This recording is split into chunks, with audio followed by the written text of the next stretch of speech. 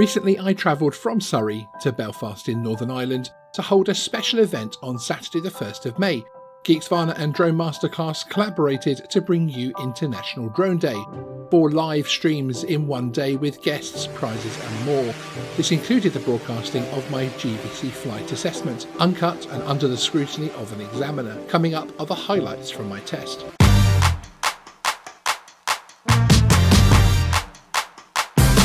Done the GVC online theory. I have. We've passed that, no problems at all. Yes. We've done the ops manual.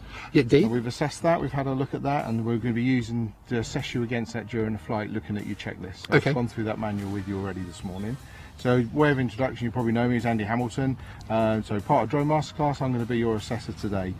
Okay, so the purpose of the flight test really is to provide assurance to us and ultimately the CAA that you can safely undertake a wide variety of manoeuvres, UAS manoeuvres, because you are going to be applying to operate in a specific category. Alright, so the objective of this flight assessment is for you to demonstrate your skills in operating your drone first of all, your safety checklist that you've devised through your operations manual, the emergency procedures I'm going to test you on, and make sure you can fly safely in the surrounding airspace that we've got here today. Wonderful. Alright? Yep. Okay, so as you can see in front of you, there's a set of cones laid out, different colours. So the blue cones represent a rectangle. I'm going to get you to fly around that rectangle in different directions at different heights and different speeds. Alright, then we've got a yellow rectangle roughly in the middle.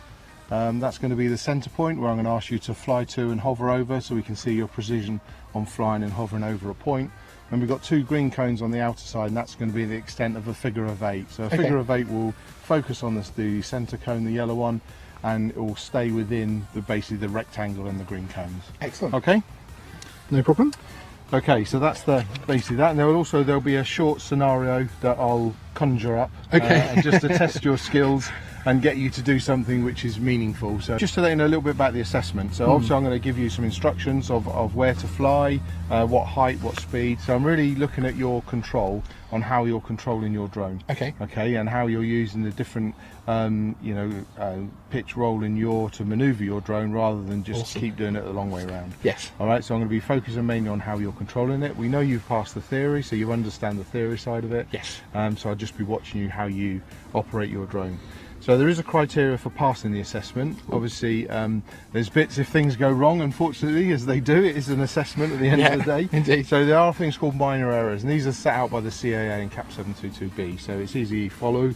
So we've got minor errors. You're allowed up to 7 minor errors. Any more than 7 is a failure. It's a bit like your driving test when you have, like, absolutely errors on that one. So the minor errors are things which there's no impact on safety of people or property or third parties or anyone like that. It's just mainly omissions that you may have done, admit something on your checklist, or you haven't quite got that control. But nothing in any danger. Then there's major errors. Don't want any of these. No. So these are a maximum of 3. So if you get 3, then that's fine. If you get the 4th, then unfortunately that tips you over the edge. And this is where you've got some problems handling your drone. So we want to make sure you can handle it properly.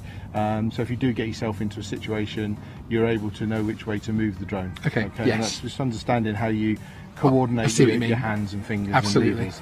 That's what that's about. Okay, so safety errors. If you get a safety error, you're only allowed 1 of them, and if you get 1, that's it, you're out, I'm afraid. Now that's where there's a real safety error. That's where there's been a danger to me, to you, or to other people. Completely understand that, yeah. So that basically that's a no-go, and we can't have that. Okay, so we've had a test flight earlier, so we just wanted to check the landing, except for the landing pad. So we'll move on to the takeoff checklist.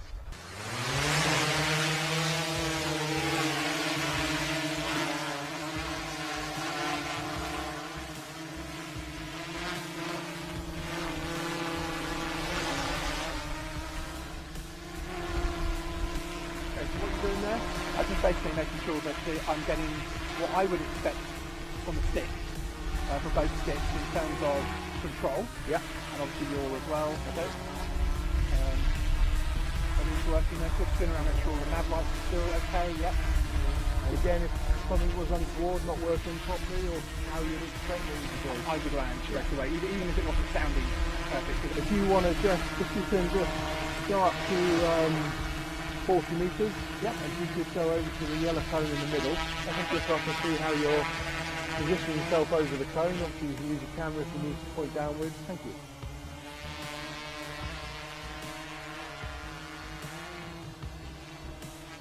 Okay, you're over the cone? I am.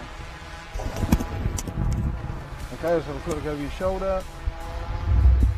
Yep, okay, that's lovely, thank you. Okay, so if you can come down to this blue cone in the corner there, see the far blue cone in the rectangle? You can head over there and go down to 10 metres above that cone, that'd be great, please. Okay, no problem.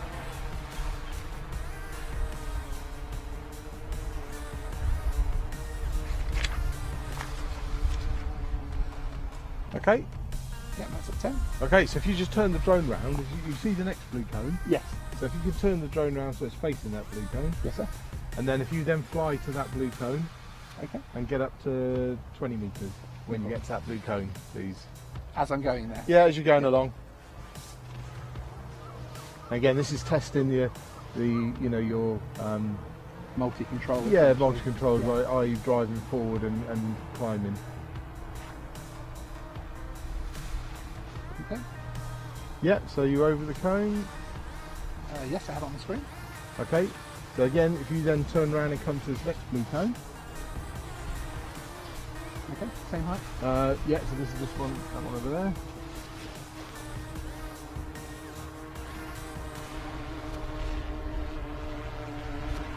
Okay, so if you keep it in that position, if you bring the drone over to this blue cone now, yes. So just roll it across. So keep it, oh okay. Yeah, keep it the way it's orientated, yeah, that's it. No problem. And if you can then just bring the height down to about 10.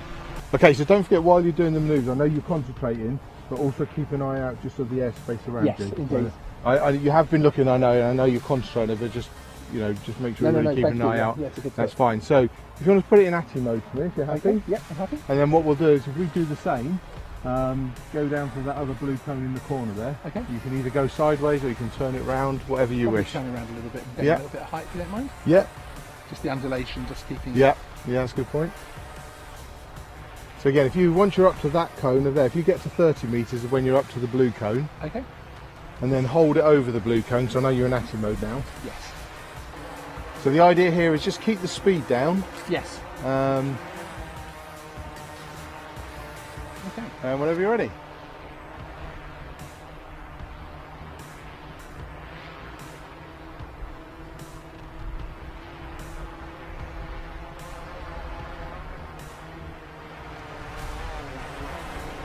Actually, just drop the speed a bit, that's it. Okay, that's good. Nice and control. A little bit faster at the start, because yes. when you come out of one loop and go into the other, that's when the you can second run one away felt with better. you. But no, that's good. That's nice. Okay, so as we know, this is a farmer's field. Yes. So if you want to put it back into manual GPS mode, you're more than welcome to. Whatever you feel comfortable with. But the farmer's asked us while we're here.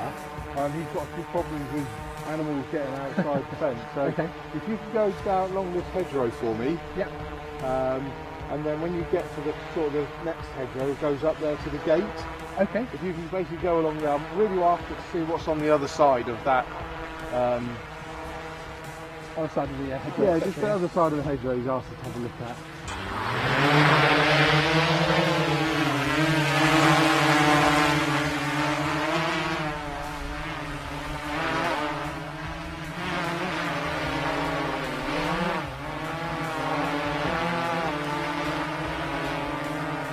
Okay, operating as I would expect. Right, okay. Sounds good. So if you just head over back towards that gate area, and if you just climb to 20 metres as you go out that way, and just hover over there, please. Okay, no problem. Okay, what height are you at there? 19.8, 20. Okay, so you went out last night, you've had a curry, you're feeling a little bit ill, you're feeling a bit faint. Yes. What are you going to do? Okay, if I have somebody with me, Yep. who, perhaps someone like yourself, who's professional and experienced, I'd have them take over. Okay. So it would take me out of the equation completely. Yep. I would, otherwise, if I was by myself and I felt well enough to do so for the trip back, I would press return to home. Yep. If I really didn't feel unwell, I'd obviously get it down as quickly as possible, safely, Okay. close to its existing location. Okay, so the next thing, you're on your own, you don't feel well, Yes. let's activate the return to home. Okay.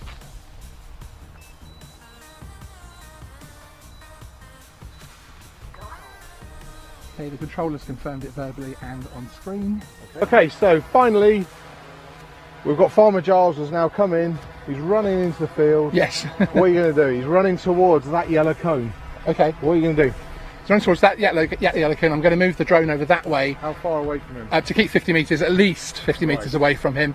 And as you're with me, so it's a real world scenario, I'm going to ask you to intervene and ask him to stop. Yeah.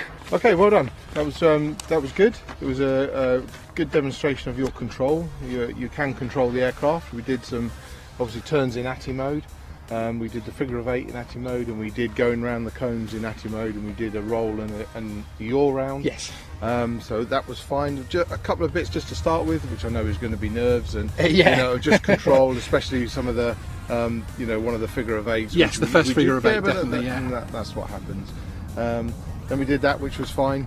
Then we did look to hovering and going to different height levels as we went from one cone to the other, which was good.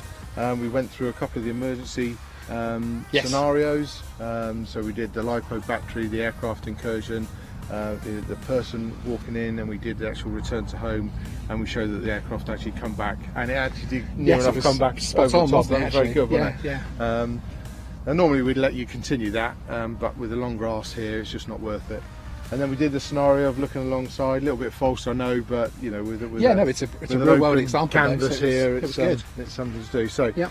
I'm pleased to say you passed. Ah, thank you. Congratulations. I think we have to do that, don't we, in this day and age? So congratulations. I've awarded you 3 minor errors. Excellent. Which is fine. So I think scanning the airspace, I appreciate you're focused, and I'm telling you what to do. Yes. And I'm here. I think that's the change from hobbyist to GVC. Absolutely. And I know we discussed earlier about scanning airspace is about listening as well. So you probably were listening and you can hear things. Yes. But don't forget. I need to practice more, like in the video. That graphic in the video showed going round and the dots to really keep. Because if you're focused on a task and you're getting paid for it. Yes. And you're going to be, because you want to get the best picture. That's right. What you don't want to do is forget everything else. I know you're listening. Yes. But obviously you've got to look as well. So just make sure that's reinforced. We talked about the control. So again, it's not safety. It's not major, but. And then we picked it up after. But you're brave. You've come here and you've done it in ATI mode. We get a lot of people who will come in with a Mavic, which doesn't do ATI mode. Yes. And they will do it, and they will do it no problem. So fair play to you. You've taken a test, and you're quite happy to do it in ATI mode, which is a good demonstration. If that's what you're going to be using, that's what you should be doing. Absolutely. In the real world, if the GPS fails, then that's what you're left with. No, indeed. You've proved that you can do that. That's good. And just the last thing on your landing checklist, don't forget you just make sure call landing. To land in the aircraft so people know that you're landing. Absolutely, yes. And then obviously you've got it in your checklist, you put aircraft safe. Yes. So we must make sure if it's in your checklist, we want you to comply with that. So Thank again, you. it's not a safety issue, it's not a concern. You've come down, you knew there's no one here. I saw you. I did physically check, but I didn't call out, which is and I told you were landing, so I knew. Yes. But 3 minor errors. Wonderful. As I say, you're allowed 7. So I think that's very, very good. I think you've demonstrated a good safe flight. So well done. Thank you very much. Thank you very much. All right. Very cool. Okay. Yay.